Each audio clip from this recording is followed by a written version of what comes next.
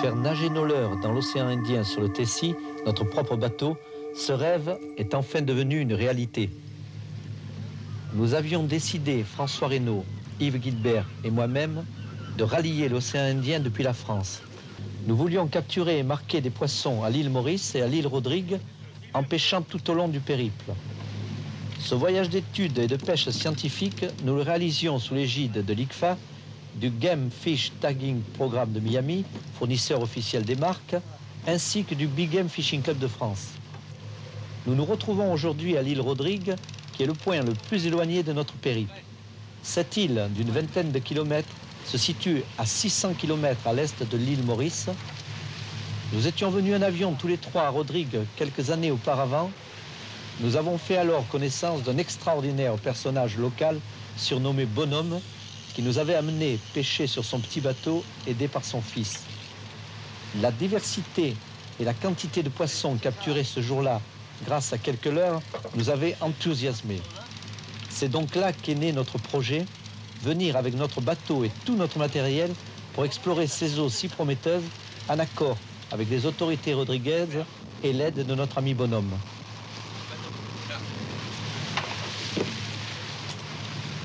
Le premier poisson gaffé est un magnifique yellowfin, un magnifique thon jaune que nous hissons à l'aide de la trappe du Tessie. On peut admirer ces fantastiques nageoires. Très très belle bête, un beau poisson de plus de 150 livres. Ah, plusieurs cannes sont parties en même temps. Ah là, ça paraît sérieux au centre là. Bah, là, a l'air d'avoir un beau poisson. Ah, je suis ravi alors. Il n'y a pas 20 minutes que nous sommes en train. Et déjà 4 ou 5 cannes sont parties.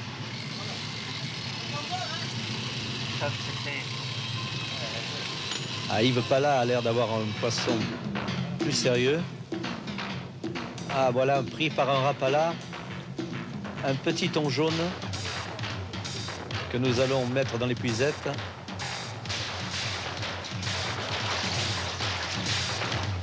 Difficile avec l'état de la mer. Oh, voilà un magnifique wahoo. C'est un des poissons les plus dangereux. Il est armé d'une mâchoire redoutable. Un skipper mauricien en a fait la mer expérience. Il a eu la cuisse coupée par un coup de dent sur une quarantaine de centimètres. Magnifique wahoo. On lui glisse un mandrin dans la bouche pour éviter un accident. D'autres lignes sont encore prises et ça repart à nouveau. Encore un wahoo.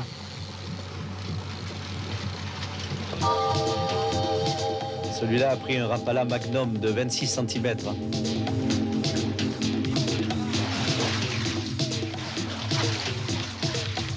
Bonhomme n'en revient pas de voir monter autant de poissons en si peu de temps.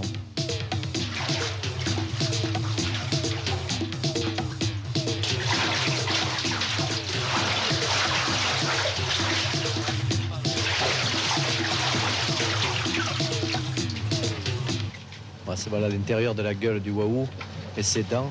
On comprend facilement pourquoi il fait autant de ravages. Ça, c'est un autre type de poisson.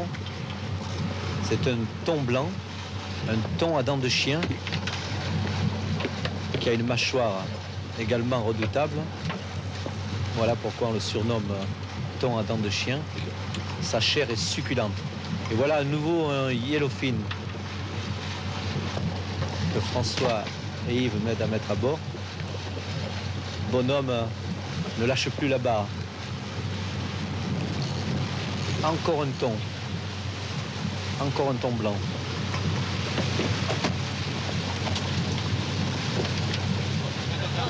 Les rapalas ont fait un massacre ce jour-là. Ah, voici un prodigal son, un rainbow. Ils ont réussi à prendre un gros leurre.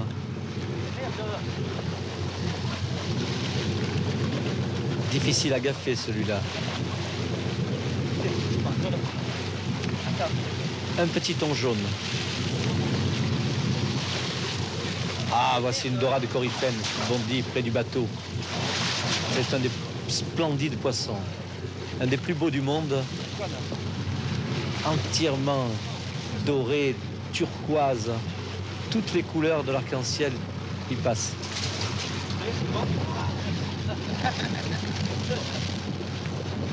Nous avons décidé de ramener du poisson à nos amis Rodriguez pour en faire profiter la population.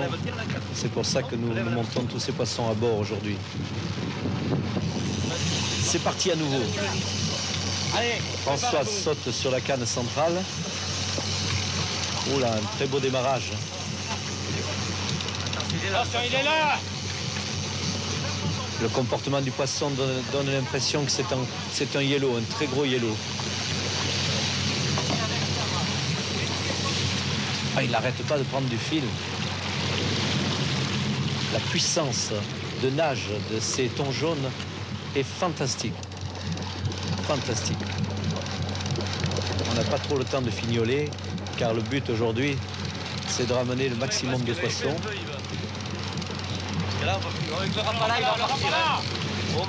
On se méfie parce qu'avec le rapala, le poisson peut se détacher. Le poisson nage complètement en opposition pour prendre appui sur l'eau et monte vers le bateau. Image fantastique. C'est les millions qu'il nous faut. Mais ça, on essaye le noir là. Ouais. Là, c'est bon là. Le yellow est reparti une seconde fois et il donne des coups de tête. Regardez la puissance des coups de tête de ce poisson, c'est ahurissant. On a des leurs qui ont marché déjà à l'eau. Les deux qui ont tapé, ils sont à l'eau. On va en avoir un autre. Le voilà au gaffage. Il était pris à nouveau sur un rapala à 26 cm. Rapala. Allez, tous ensemble. Attends, il glisse là. Joli, très très beau yellowfin. Magnifique thon. Ah, il était pris. Il était bien pris. Celui-là ne risquait pas de s'en aller. Il nous a mis le rapala dans un état lamentable. Et le voilà dans l'immense bac du Tessie. Tous ces petits leurres ont fait merveille aujourd'hui. Nous les remettons à l'eau. Pala prépare l'élastique. Petite combine habituelle pour amarrer les lignes extérieures au tangon. Les tangons nous permettent d'écarter les lignes au maximum et de pouvoir pêcher avec beaucoup plus de cannes. On assure les moulinets et à nouveau le rapala mis à l'eau. Réglage du moulinet. 2 touches pour la pression, c'est au coin. La ligne étant très faible, nous allons doucement pour être sûr de le ramener dans de bonnes conditions au bateau.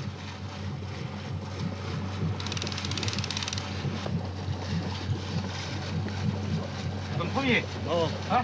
Le soleil se couche sur l'océan Indien et nous donne toujours des moments fantastiques. Pas la peine de s'exciter. Notre ami Buffante tire doucement sur la canne.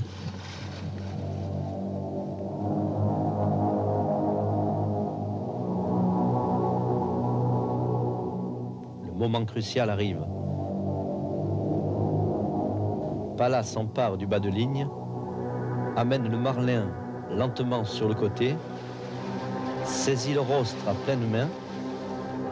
C'est l'instant le plus dangereux. Un puissant coup de queue et c'est le drame. On décide quand même de libérer le leurre et de décrocher l'hameçon. Yves plante sur le dos la marque d'identification. Le marquage est parfait. Et notre prestigieux empereur des océans repart totalement libre.